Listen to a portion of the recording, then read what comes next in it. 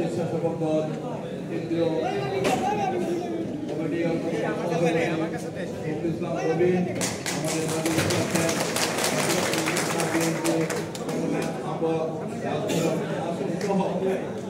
আমাদের সাথী বন্ধুরা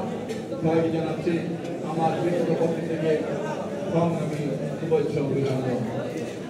আজকে রমজান মাসে আমি সর্বপ্রথম বাংলাদেশের 3 ডিসেম্বরের প্রধানমন্ত্রী দেশনেত্রী বেগম খালেদা জিয়া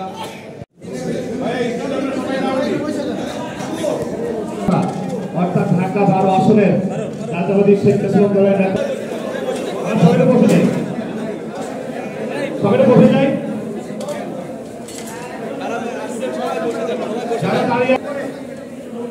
দেশনেত্রী বেগম খালেদা জিয়ার প্রার্থী